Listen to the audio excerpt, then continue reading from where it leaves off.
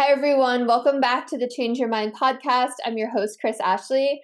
I'm really excited for my guest today, Iris. We are going to have a great conversation. But first, just a couple quick announcements. Head over to the links in the show notes. You'll find a link to my book, Change Your Mind to Change Your Reality. You'll find links to my free masterclass, free downloads, as well as my courses, coaching, ways to connect on social media. And you'll find all my guests' link as well. Hi, I'm Kris. When I was younger, I went through trauma that caused me to feel broken and lost. But my life changed after I had a spiritual awakening. Since then, I've dedicated my life to studying and learning from masters all around the world that have helped me to create a life of fulfillment and abundance beyond my wildest dreams. Now I'm dedicated to sharing everything I've learned so that you don't have to suffer for decades like I did. I've seen people's lives completely transform, and I share it all right here. Okay, so with me today, I have Iris Angellys. So Iris is an author, artist, mentor, healer, workshop facilitator, chiropractor, and applied kinesiologist. Her writing is based on a combination of her own lived experience and insights that she's gained from seeing over 25,000 patients after nearly 30 years of practice. Iris has a deep passion to empower people to thrive in their lives and bodies so they can offer the world the gift of their unique soul frequency. So welcome, Iris. I'm really excited to have you here today. Thank you so much, Kris. I'm really pleased to be here. Thank you. Yeah, and I put that emphasis on chiropractor because we were just talking chiropractics before, and I didn't even realize you're a chiropractor. So of course you know all of this stuff. Awesome. So I always start my episodes the same way, and that is by asking my guests, what's their origin story? How did you get started on this path? So I'd love if you could share with myself and listeners how you got started. Okay, it's kind of a long story. That's okay. We've got time. Cool. So I'm Danish originally and grew up in Denmark. Grew up in Denmark as a ordinary little kid. And then I moved to Spain with my mum when I was 10 years old, and my parents got divorced at that point.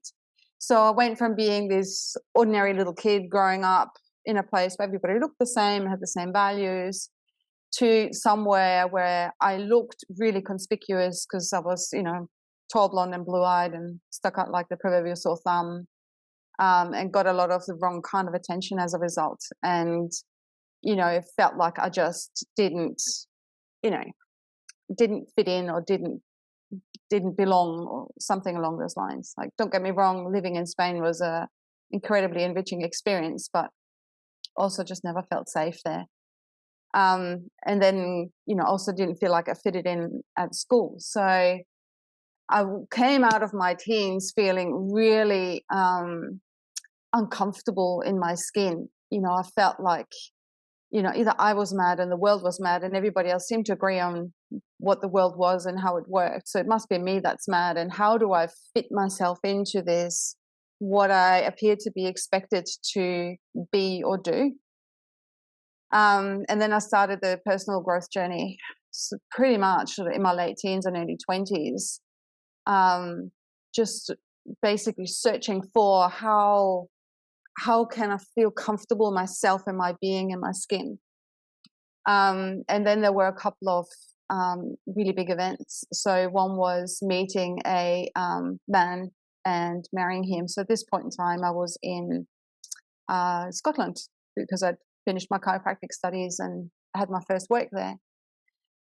And so this man was Australian, and I moved to Australia for him, and having never been to Australia before, not knowing any other soul in Australia. And as it turns out, he was quite abusive.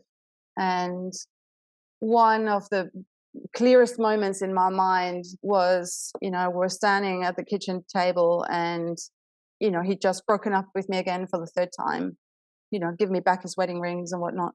And there was a part of me that went, no, if I bend any further, I'm going to break, and I'm not prepared to break for anyone. And this realization that everything I thought I had been taught, and I say that deliberately because I'm quite certain that I took stuff in ways that they weren't meant at the time when I was growing up. Mm. So everything I thought I had been taught was up for reassessment and taken apart. And the parts that were working for me I would keep, and the parts that didn't work for me I would find out ways to change them. So that was a really big turning point, and I was about 26 or something like that at the time, and that led down the path of more personal growth and more seminars and more books and more applying this searching. And what's interesting in that context is that I've found out, A, that it actually was me who was sane and the world that's mad. And the nice thing about that is that I've now found other people who agree with me and see the world in very similar ways to the way I do. And I now feel really comfortable in my skin. And what happened, I think it was last year, so about 25 years after I had that original something isn't right here, I actually was challenged by a friend who was projecting a lot of stuff onto me, and then it was up to me to make her feel comfortable.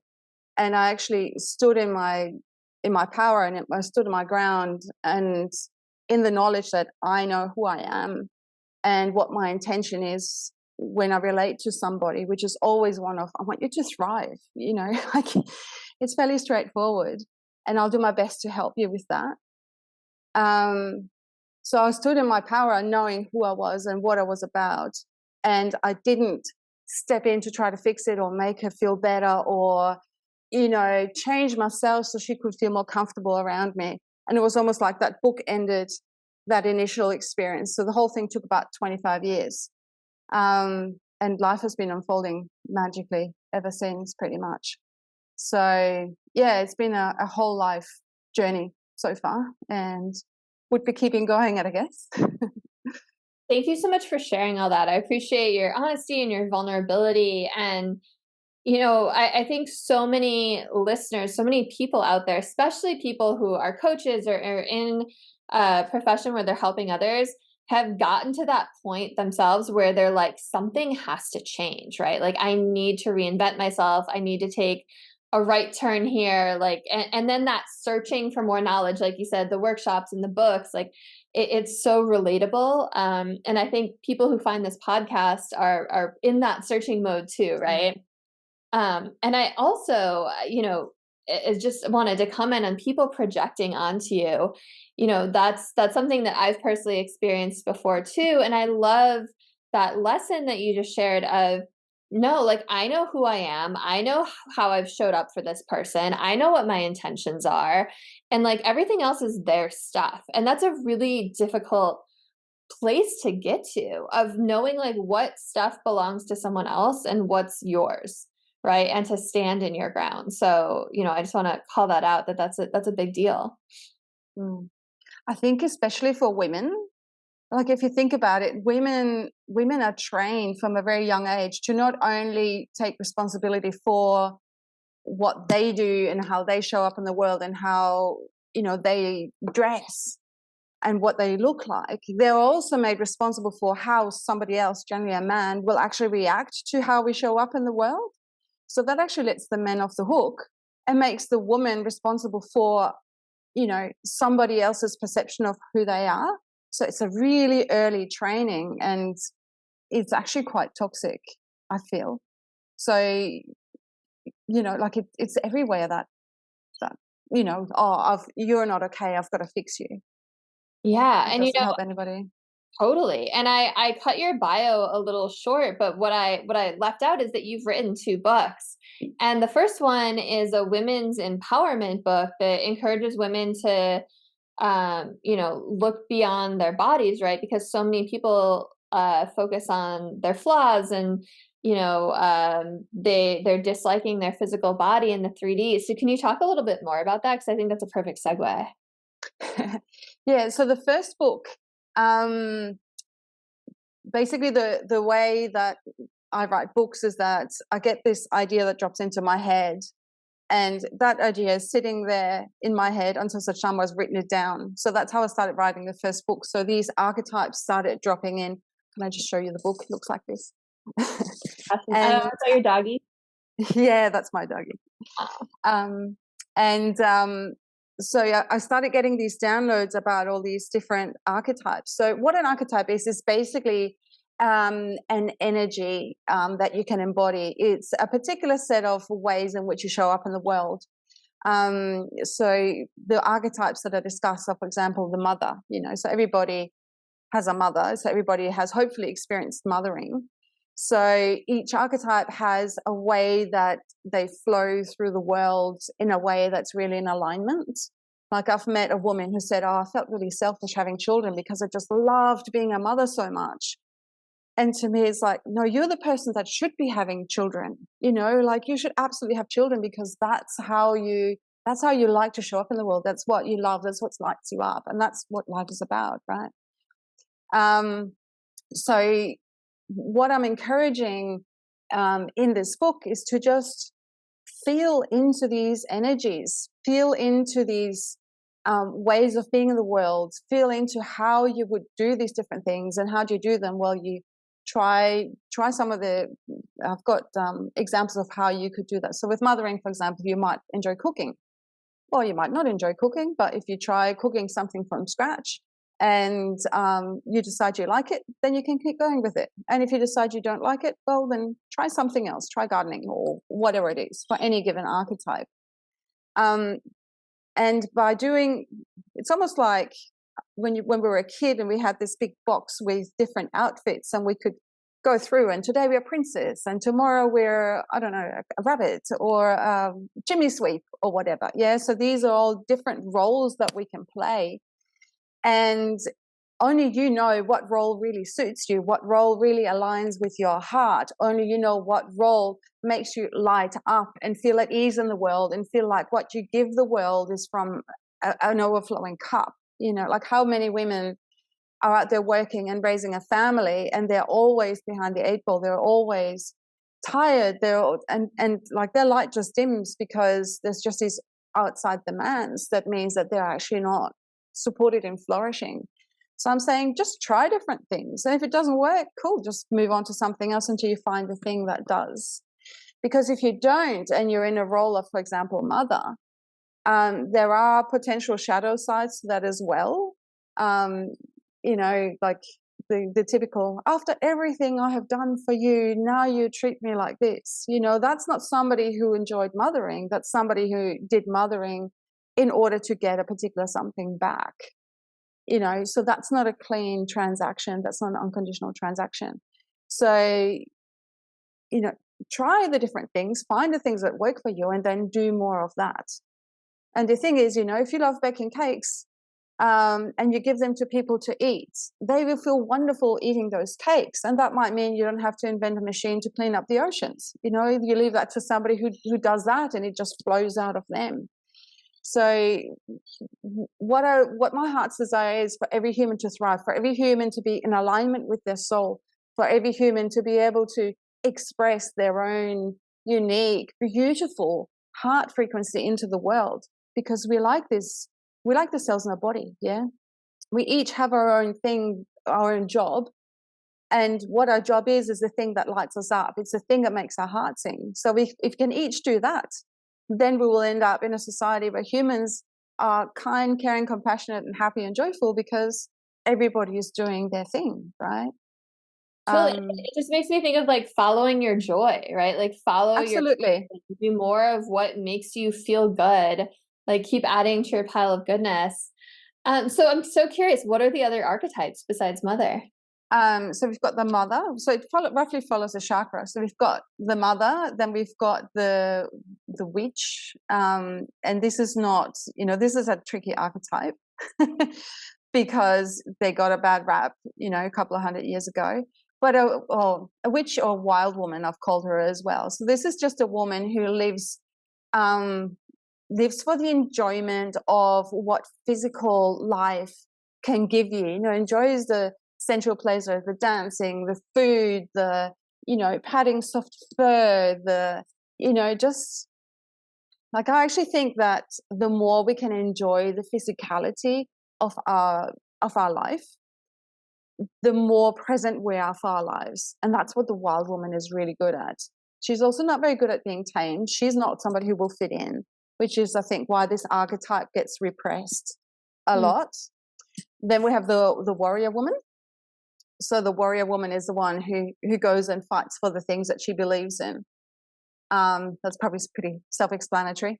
Then we have the healer. So a healer is someone, not necessarily somebody who's actually in the healing professions. Like, you can work at a checkout, and if you're a healer archetype, people actually feel better when they leave the supermarket just because of the heart space that you can hold for them, you know. So this is somebody who just has a presence, has an ability to listen with deep, deep compassion for somebody else, largely because she knows that under certain circumstances she might be in the world in the same way and can heal just by being present as opposed to actually needing to be doing something. Then we have the storyteller. So this is the creative artist who, you know, enriches the world with her words or her song or her creations. And then we have the seer. So this is somebody who can see a pattern and can then understand what's the common theme behind all of these patterns. More like analytical mind. To me, it's very intuitive, actually. I guess it's analytical as well, but to me, it's my process is very intuitive. So I can't think of an example right now. So if you see somebody, okay, so let's go for a relationship. So if you see a friend who suddenly has to ask her new boyfriend if she can go out, and who can't answer the phone unless he's in the room, or, you know, like those kind of things. And you can see, hang on a second, this doesn't sit right. I think he's actually being very controlling of her. So that's the kind of thing. So we can take things that might not necessarily look like they're connected, but you can see the connection behind them. To me, the seer is also somebody who can take like a universal energy and then find how she can translate that into her life and express it in her life. So, so this is all very personal, but like, you know, one of my ways of being in the world is as a healer. So I could have, you know, that's my energy that I'm downloading. So I could have become a chiropractor and applied kinesiologist, which I did, or I could start medicine, or I could have studied massage, or I could have done naturopathy, or any one of those things. It was just like, how am I particularly going to express this energy of healer in my life? Yeah. And then there's the mystic, which is somebody who is really in tune with source, God, the universe, whatever you like to use the word for the oneness, and who really lives that connection with, I'm a spiritual being having a human being experience. And who can also just hold the whole world in a really compassionate way, knowing that we're really not separate beings. And then there's also the triple goddess of old, so the maiden, the mother, and the wise woman, who kind of follow us in different parts of our lives. So traditionally, it's, you know, you're a maiden when you're young, before you've decided where you want to go in life, what it is you want to do with your life. And then traditionally, once you had your first child, you went into the mother archetype. But you can also do that by starting a job, a career, or starting a business, or birthing something else other than a child. So even women who don't have children are able to be mothers in that way. Mm-hmm. And then the wise woman, who traditionally would be when you became a grandmother or when you went through menopause. And, you know, that's kind of when you hold space for all the younger women behind you, because you've accumulated all this wisdom along the way. And you can tuck those young women under your wing and kind of go, hey, you know, you don't need to do that. You know, you're beautiful and you're perfect just as you are. Well, that's how I do it anyway. So that's the main archetypes in there. And then the other things in that book is I interviewed women of different ages that I knew had overcome incredible experiences in their lives and who were clearly thriving on the back of having had all these experiences. Because I feel it's really important for women to know that, yes, they might be in a really bad situation right now, but there are other women who have been in situations like that and they have overcome it, and here's how they did it. So I've had a lot of comments that people find these women's stories very, very inspirational, because some of them are really, really quite dark, and they're incredible women. They're just, yeah, stunning women who are just out there doing it, shining their lights, and just being amazing, and inspirational. So that's obviously why I asked them for their stories, to share their stories. Yeah. And that's exactly why I asked guests to share their origin stories at the beginning, because there's this common thread. Like, so many people have their awakening after so much darkness, right? After trauma. And the people who come on my show tend to have gone through a lot of trauma and come out the other side thriving, right? Yeah. Learned from it, grew from it, leveled up from it, rose in consciousness, and now they're helping others, which is, the most inspirational. So thank you for walking me through those archetypes. I'm like trying to think like who I am. It's funny. It's like, you can see bits of yourself in multiple. Mm. Do you have a method for helping people figure out what archetype they are, or is it just kind of like up to their own intuition? Well, that's what the book is about. I walk people through how the archetypes showed up, what the shadow sides are. Like, when I started writing the book, I thought, oh, I'm definitely that and that. And then as I kept writing the book, I realized, actually, I do all of these at different times. Like, I don't consider myself to be a really strong mother archetype. But if there is a young woman that I really, connect with, don't you go doing something harmful to her, because literally Mama Bear is going to come out big time. Or if I've been away and I come back home, usually what I start doing is cooking something fancy, because it's just really grounding for me. And, if you told me 30 years ago that I would enjoy cooking one day, I was like, yeah, what are you talking about? That's just never going to happen, So the archetypes aren't fixed, and you can walk in and out of them. And like, to me, back to that little, box with different outfits, like, know when to wear which outfit, and yeah, some of them you might use more than others, like I use the healer and the seer archetype most.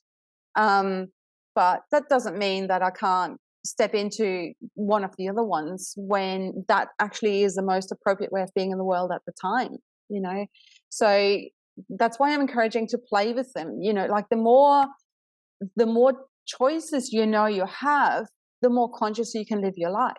Like, if you think I'm A, B, and C, and these are the three ways that I can show up in the world, then it limits your choices and it makes you more reactive.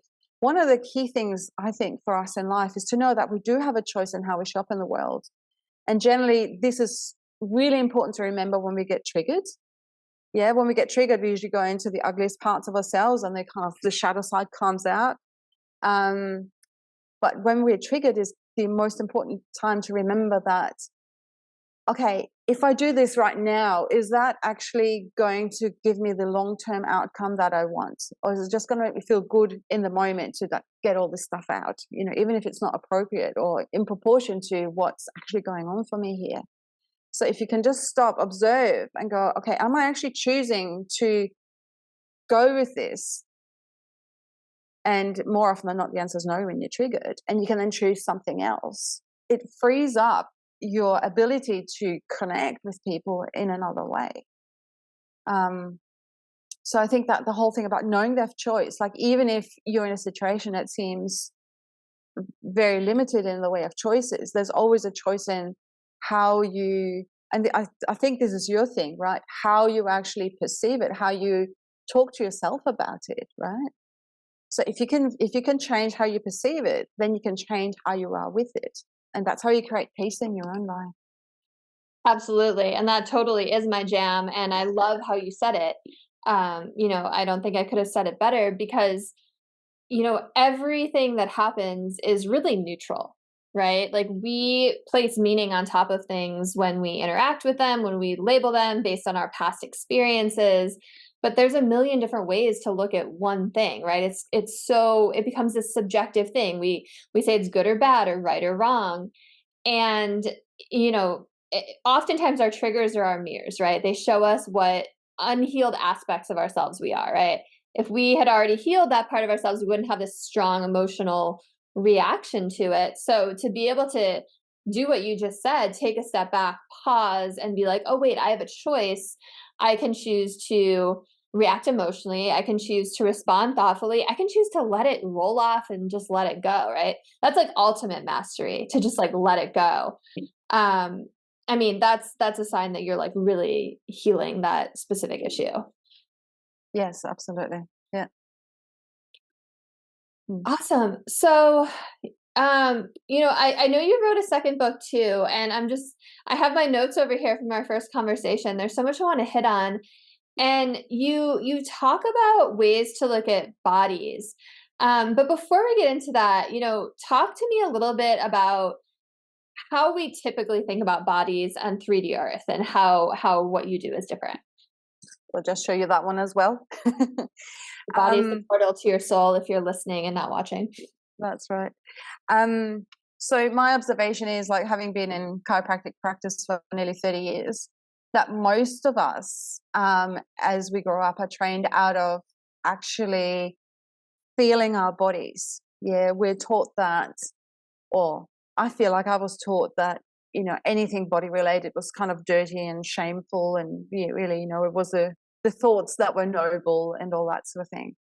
And having been in practice for this long and knowing what bodies actually do for us, like, it is just miraculous what they do, like it's, oh, okay, right. So our bodies are this incredible being with its own intelligence that knows how to digest your food, knows how to move a muscle so you can get from A to B. The heart knows how to beat, which is appropriate to whatever's going on for you. Your lungs know how to breathe without you having to think about it. It does all these things all by itself without us having to spare a thought on it. If I can cut in, it also knows how to grow a human being, right? Which is just wild. That's just miraculous, right? Like, yes. It's just totally mind-blowing when you think about it. You start out with that one cell and you end up with a perfect, complete human being after 9 months. It's mind-blowing. So our bodies know what they need and how to thrive in 3D physical reality. Yeah, they know when you need water. They know when you need to eat. They know what food you need to eat. They know when they need rest. They know when they need play. They know when they need exercise. Hopefully play and exercise go together. They know when they need to just rest. They know when they need nurture. They know when they need, a challenge. Like, they know all these things. And here's the thing, like, to me, our bodies and the cells in our body love us in the same way that we would love the night sky, the same way that we would love Mother Nature. So our bodies want to have a fun and thriving and expansive and interesting experience with us here on planet Earth, right? And they tell us what we need, like they say, oh, you actually need rest now. No, if we're in the middle of something, we go, yeah, no, not going to happen. I'll have another coffee. And then the body the next day says, do you know how you didn't rest yesterday when I needed you to? Well, I really need you to rest twice as long today because I gave you all that energy from today to use up yesterday. I've got, yeah, no, not happening. I'm busy. And then we have another coffee, right? So let me wonder when we're tired all the time.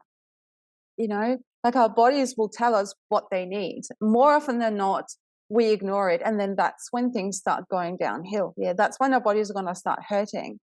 That's when our bodies are going to start getting sick. And then if we keep going in this mode of my body is my tool and it better do what I want it to do when I want it to do it, we pop a pill, we suppress the symptom, we don't have a conversation with our body, and then eventually we do get sick, and we're basically forced to do what our body wanted us to do back when it first started talking to us about it. So if we can see our bodies as, like, I like to think of my body as a pet, it's like this little animal that has all this intelligence. And, if I have a horse or a dog, I want that animal to thrive. I will give it the best food I can and give it exercise and give it a nice place to rest. And I will give it water and I will, give it sunshine and all these things so that this little body can thrive. Why wouldn't I treat my own body in the same way when it's such an incredible, it's the home for my soul while I'm on this planet, and it's the only being I will absolutely be with till my last breath, till I hop off the planet again, right? So most people have this really fraught relationship with the bodies, like I said earlier, like we hate our bodies, we focus on the flaws, we, do this and the next thing to make them look different and to, match up with some idea of somebody who's already stunningly beautiful and has been photoshopped. We want to look like that. Mm-hmm. And it's like, well, isn't it more important what it actually feels like to be in your body than what it looks like? And if you feel good in your body, that body is going to look good. You yourself are, stunning example of this. Look at how beautiful you are, Oh, you're so kind. So if we can change our perception of our body to it's a miraculous thing, we will start treating it differently. So in the book I give different ways in which you can interact with your body, because by understanding all these different aspects, it's back to choice. What is it that actually resonates with you? Does it resonate to interact with your body as if it's a beautiful pet? Or, for example, body is also a liquid crystal. Like usually we say about 2/3 water, but I think if it comes down to molecular weight, we're like 99% water. So most of our body is actually water. So they're a liquid crystal. And if you look at Masaru Emoto, who's that Japanese sage who photographed water molecules, if you look at his water molecules, if you have a harmonious, like if you have a nice thing, like, if you have love, or if you have gratitude, or if you have peace or friendship or harmony, then if that's your frequency that you go in, your water molecules in the body will be hexagonal and they will be able to transmit energy really easily. If you go into hate or despair or anger or grief or any of those things, okay, caveat here, you have to be authentic with what's going on for you, right? Like if you're feeling those things and you pretend that they're not there, then you stuff them into your body. So feel them if they come up for you, but don't stay there is the key. If we can make our basic frequency one of kindness or care or love or compassion or gratitude, then the water molecules in the body will change and conduct electricity really easily. And that's when our body is happy. So when you have a glass of water, give that water some gratitude for refreshing a liquid crystal. And, it blows my mind that we're actually a liquid crystal.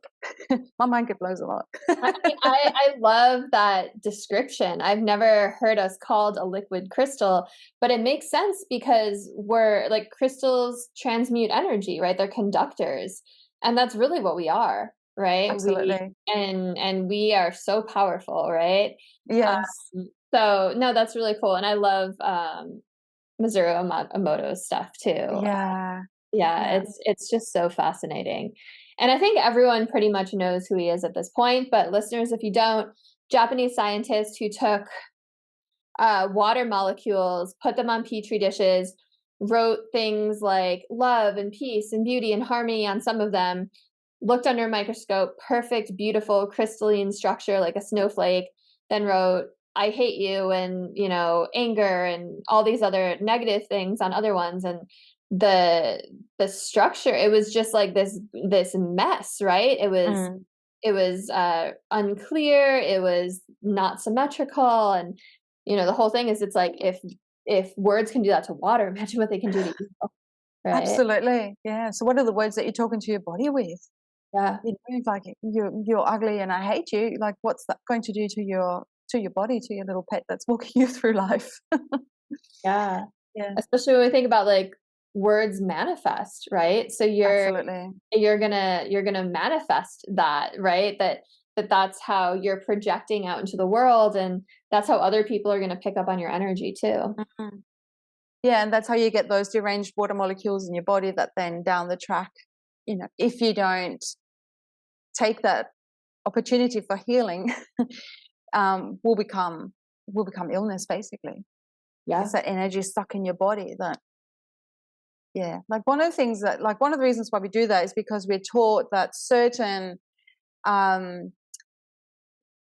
emotions or certain habits or certain thoughts or certain beliefs aren't acceptable. So we are taught to disown that part of ourselves, but that part of ourselves doesn't go away. That part of ourselves is still there. And every time we get triggered, it gets bigger when we try to suppress it. So the invitation is there to go, oh, okay, like you said before, I got triggered. Okay, so what's this actually about? And do a healing process, whatever one works for you.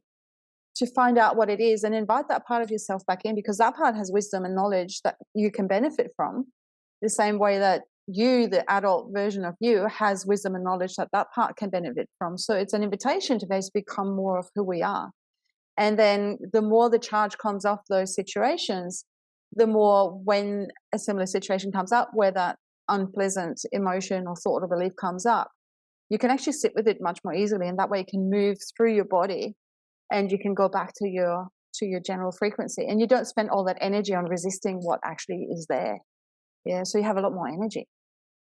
Yeah, absolutely. And just thinking about when you just said, you know, there's certain things we're not encouraged to feel or think, like one of those is that, you know, we're beautiful and we're amazing and we're perfect, right? Which is totally the opposite of what it should be. It's almost like self-deprecation gets rewarded to a certain sense Yes. Yes. in society, and it makes people feel like they can't feel good about themselves, right? Because then you're vain or you're selfish or whatever. But like we there's a difference between like self-confidence, you know, like we want people to feel good about themselves.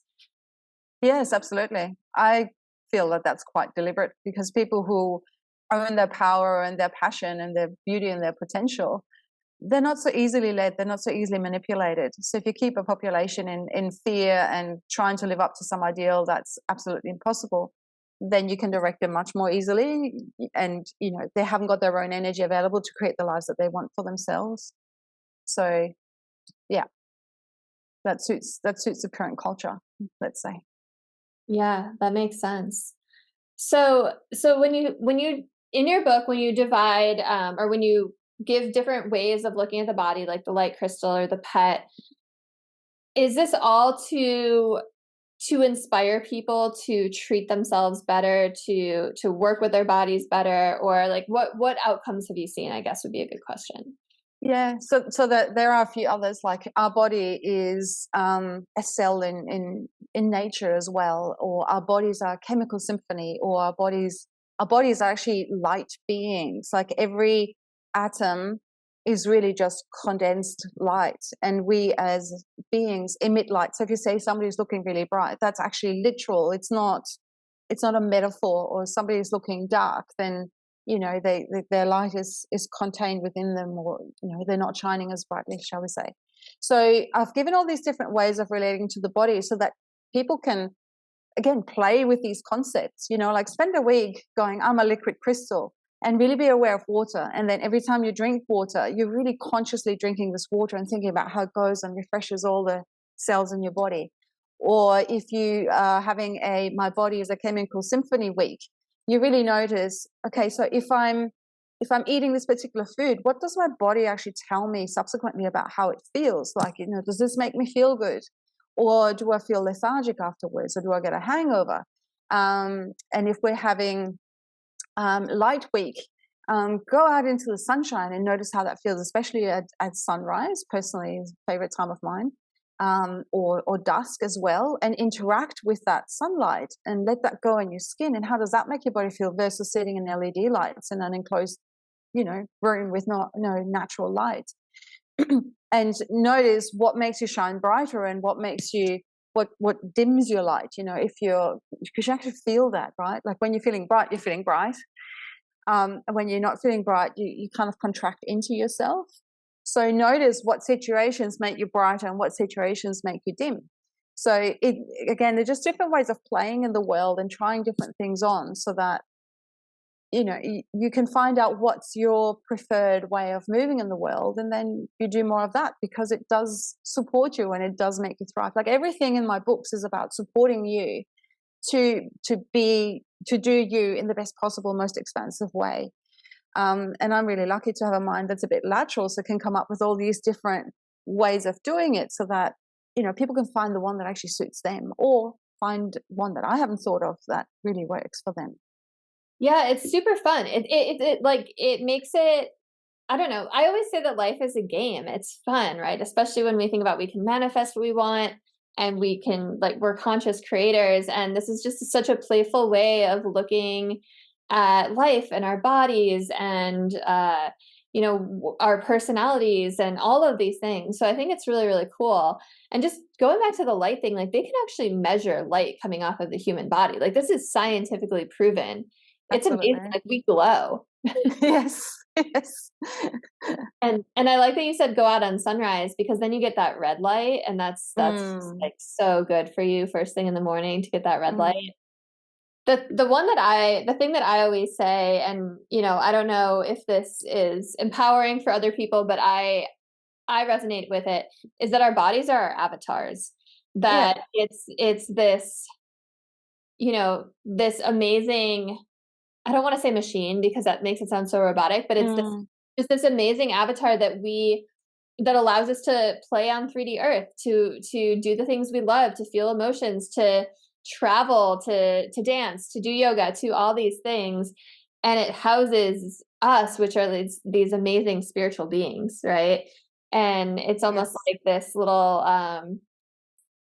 I don't know, I would say like the body is the avatar and our mind is like the computer that runs it, but like we're the thing that sits behind that. So that's the one that resonates with me. But I like the idea of the pet because, my dog, I would do anything for him, right? I just want to, like you said, feed him all the best food and make sure he gets exercise. So it makes you feel that love and compassion for yourself more. I like that. Yeah. Yeah. I love the concept of life as play. Like I know when I was young, I took life way too seriously. And it's one way of disconnecting from being in the present moment. Whereas if you can like same thing with failure, if you can look at it as play, if we fail, we go, well, that didn't work. Did I learn something from it? Yep, brilliant. Okay, so let's try something else. It's not a big deal. Yeah. And ultimately, like, who do you have to prove what to? Like, this is about you having a 3D physical experience in the world. Really, you can't do it wrong. You really can't fail. You just have different experiences. And as long as you do that, your soul's going, hey, brilliant, fantastic. Now I've tried that. My human didn't like it very much, but I can now make other choices because I know if I do this, that's the outcome. I don't like the outcome. So the more we can play with life, the less seriously we can take it, the more easily it flows, the more we can be present for it and not judge ourselves for not reaching some impossible standard that we've been taught we need to reach. Um, I couldn't agree more. I love that. I always say like fail forward, right? But but it's the same thing. It's like I don't know. I just love what you said. Like life, we take it so seriously. So seriously. And especially when you look out at the world and all the issues people are fighting for and everything going on in the news, and it's just like so heavy.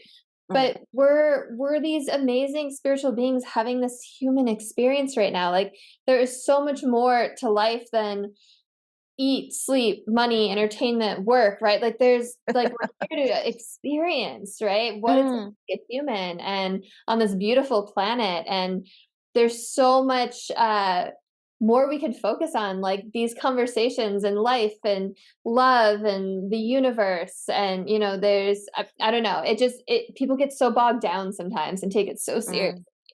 mm, Uh, mm, and this is such a great reminder to just be a little lighter with it all. mm. Yeah. Awesome. So, I can't believe an hour went by already. I feel like I Is say it? that Goodness, every okay. episode. I'm like, how did an hour go by? Which is why I love doing these, like when it's just a conversation, because we just get like so swept up in it. Um, Mm. is there any last thoughts you want to leave people with? Something maybe we didn't touch on today that you really wanted to get across to listeners? Yes. So, um, for me, the single biggest, most powerful practice that changed my life around is gratitude. Mm. Um, well, gratitude has really beautiful water molecules for one, and the more the more you are grateful, the more you feel that or channel that emotion of gratitude, the more you will find to be grateful for. Mhm. I did a gratitude diary for a year, and this was a suggestion by somebody, and I started writing out I am grateful for, and then bullet point this and this. It didn't work. When I actually wrote out I am grateful for my dog, I am grateful for my home, I am grateful for my husband, I am grateful for food on my table. It's almost like it becomes a 3-dimensional affirmation because you're writing it as well, and that really worked. And the beautiful thing about gratitude is you can be grateful for really small things. I'm grateful that my hands know how to go to the tap and put water in my glass. I'm grateful I've got running water in my house, right? Like really, if we aren't living in a war zone, if you've got access to clean water, food, shelter, and somebody cares about us, everything else is just icing on the cake. Yeah. So if we can be grateful even for the little things, hot water in a shower in the morning, how good is that? And we don't have to go down to the well for 3 kilometers and carry it back on the top of our head and then do a little wash because the rest of the water needs to be drunk or used for food preparation, you know? So if we can be grateful for the little things, if life is really dark and tough, just focus on the tiny little things, allow that gratitude into your heart, and that will literally open you up to being able to be grateful for the bigger things. Yeah, don't wait until you get, you know, the engagement ring or the big car, the promotion to feel a bit of gratitude, because that's not going to last. We want to engrave the pathways in our bodies and in our brains that hold gratitude as a steady thing. So now I'm in a stage in my life where if I am going through something that's really, really difficult, so my dog actually died 2 weeks ago, and that's, you know, that's like, you know, worst weekend ever. Yeah. And the grief has been just so intense, but I've allowed it to be there. You can probably hear it in my voice right now. I've allowed it to be there because I know if I stuff it down, it's gonna just be there and it's gonna want to be felt at some point in time or other. But with that grief comes the gratitude for all the joy he's given us, for the 14 years that we had him for, and for all those moments that we had together, you know, on the beach playing, and you know, pats and, you know, wags of tail when you come home. And I know that the grief I feel is in proportion to how much I loved them and how much joy there was. And I know that, you know, down the track, what's going to remain is the gratitude for the good stuff we had, because the grief will have been processed. So even when life is really dark and difficult and heavy, I know that gratitude is going to get me through. So, you know, if I've one message for anybody out there, just practice gratitude. And even if you can't feel it, to start with, write it down. I'm grateful for, I'm grateful for, I'm grateful for at least 3 things a day, so that your mindset, what you focus on, grows, so that your mindset can start looking for things to be grateful for. The blue sky, the little sparrow, the, you know, the snatch of a song that you enjoy, or that resonates with you, that plays with you, that makes your heart lift. You know, even if it's just tiny, tiny little things, it doesn't matter. Gratitude is an energy that if you can embody that, your life will move into magic and miracles and manifestation and opening doors in ways that you could never have anticipated. So that's from my own personal experience, that's my biggest message, really. What a beautiful share. And also, like, when you're gratitude, you're feeling gratitude, you're on that frequency that the universe is going to send you more things to be grateful for. It's like you said, you start to notice things in your life that you can be grateful for. And if you really want to work on manifesting, write down things that you're grateful for that haven't even happened yet, right? And Yes. watch how your mind trick the universe, or you know, however you want to say it, into bringing those things. And I just want to say, I'm so sorry about your dog. Thank you. I lost my heart dog a year and 7 months ago, and I still bawl my eyes out about it. It's just Yeah. like, Yeah. oh. Yes. I was like tearing up super hard when you were talking about it, because it's just like I know that love and I know that pain, and Mm. it's just Yeah. like, fuck, why can't they live as long as we do? It's Ain't that the truth? I've been thinking about that a lot too, and I actually have come to the conclusion that the reason why they don't live as long is to encourage us to really live in the moment with them. Like, Mm. like my dog, you know, was getting old and getting on for, you know, last couple of years, and I knew that weren't going to have him forever. And I was, you know, all those things that I had previously taken for granted, like, oh, we're just going to go to the beach, oh, we're going to feed you dinner, like they became little anchor points to really enjoy. because I knew I wasn't into it. Yeah. So, I, anybody who's ever lost their dog knows exactly what we're talking about. yeah, I just saw something online like this week about how, you know, dogs live in the moment so much because, Mm, you know, a day for us is like a week in their life, right? And it's yeah. like they want to take advantage of every moment of that week, right? Yes. And I was like, oh, that's so true. You know, they're just like in the present all the time. Hmm. Uh, Yeah. Dogs Yeah. are the best thing on this planet. I swear to Aren't God. they? My husband and I say this all the time to each other, like, how lucky are we that we live on a planet where dogs exist? Like, there could have been like anything, right? Anything that creation could come up with, and it came up with dogs. And it's just like, Yes. they're just like unconditional love in like adorable bodies. Like, Yes. it's so Yeah. amazing. So Yes. grateful for dogs, Yes. for sure. Yes. Yeah. Dogs are definitely the best. They totally are. Mm. Um, Awesome. So can you let people know where they can find your books, where they can find you if they want to connect, anything other offers or anything you want to share? Yeah, so I have a website. It's just irisangelys.com. My other offering is I've created a course to go with this most recent book, Your Body is the Portal to Your Soul, where the practices that I describe in the book, I walk people through them. And so there can be a deepening of those practices. So instead of reading it going, oh, do these, I will actually explain to it. And there's like meditations and processes that people can do. And again, this is to play with, right? This is to try this practice. If it works for you, if it makes your life better, stick with it. If it doesn't, move on and try something else. You know, like I'm not attached to how you find your bliss as long as you find your bliss. Um, and it's a 3-month course, and it is super powerful and transformational. If you want to check and see how you are at with how you're tracking with your relationship with your body, there's a quiz on my website as well. My books are available in all the online bookstores in hard copy and ebook. And in early January, I'm going to record an audiobook. So that will be available probably by February or March next year as well. Nice. And I'm on Facebook it's called Passion to Thrive, which is the name of my first book.